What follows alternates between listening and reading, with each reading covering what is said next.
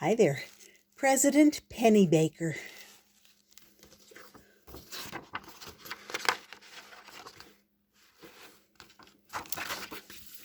On a not too sunny but not too cloudy, not too hot but not too cold Saturday afternoon in May, Luke Pennybaker asked his father one question because Luke Pennybaker wanted just one thing. "Dad," he said, "can I watch TV?"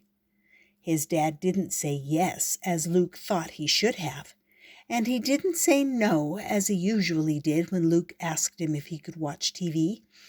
Instead, he answered Luke's one question with 5 entirely different new questions.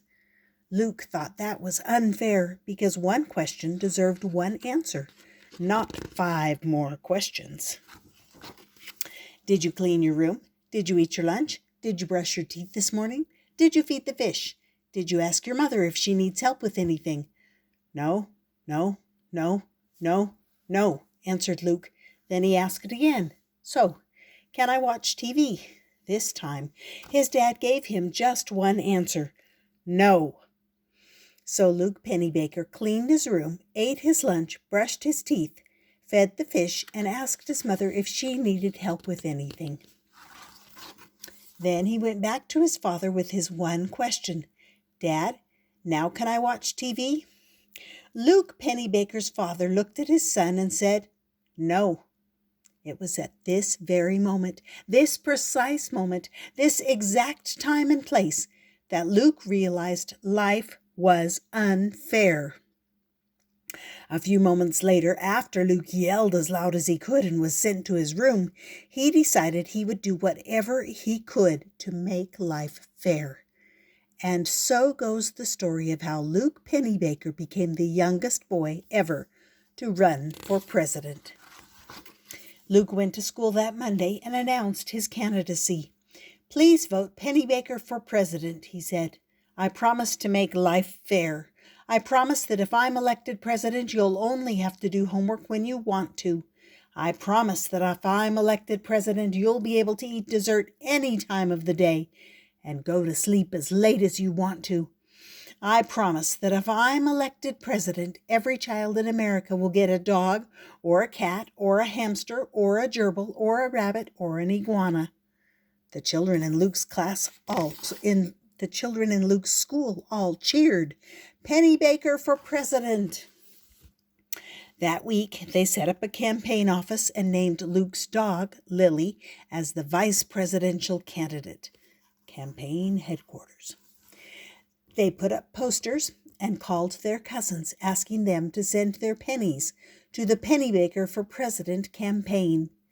Be fair, Luke Pennybaker. Vote for Pennybaker, 1 cent.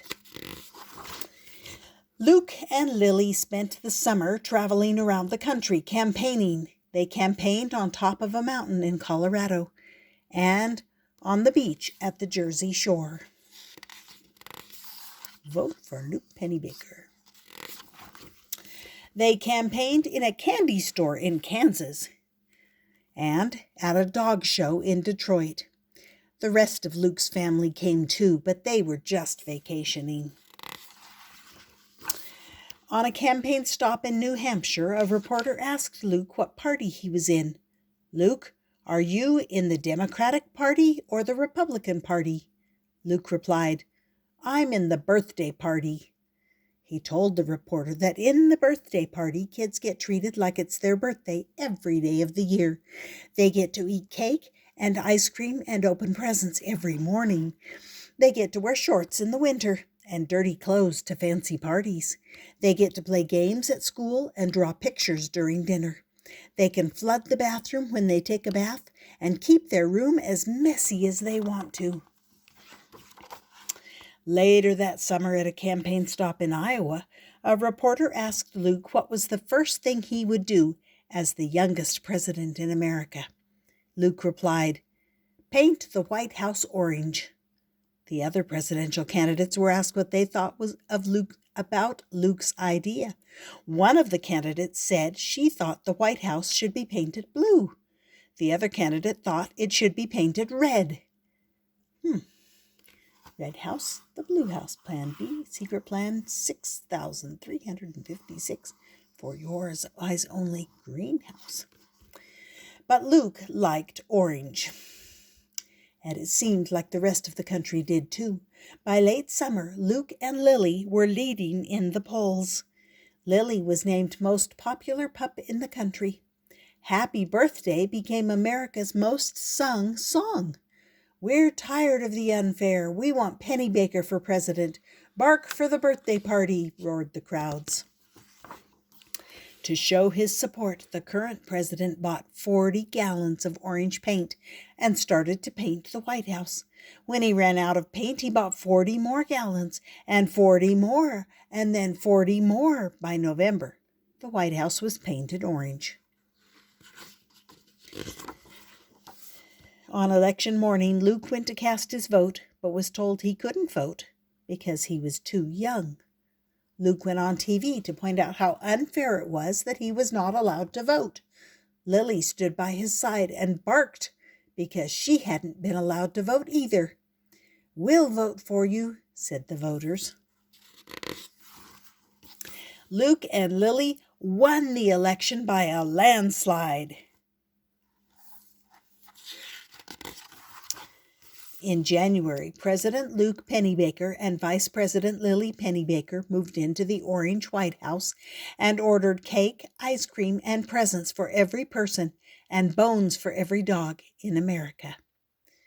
But the mayor of New York didn't like her present, and a senator in Maine was allergic to ice cream, and the governor of California wouldn't eat anything with sugar in it, and the dog of a city councilman in Cincinnati refused to chew on his bone.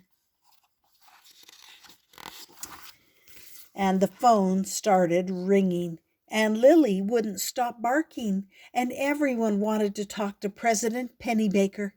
They needed him to come here and go there, and look at this and talk about that. And all President Pennybaker wanted to do was to watch TV and ride his bicycle and read his books and play with his toys. He even wanted to clean his room, eat his lunch, brush his teeth, feed the fish, and help his mom. But he couldn't because he was far too busy being president. It wasn't fair. So, after his first week of being president, the youngest president in history stepped down. "I want to do what's fair," he said. He packed his bags and left the Orange White House. As he walked away, he turned around and looked back. The new president was sitting near a window looking out at Luke. Luke waved and yelled, "Good luck. I know you'll be fair." The new president nodded, picked up her paw, and barked back. President Pennybaker.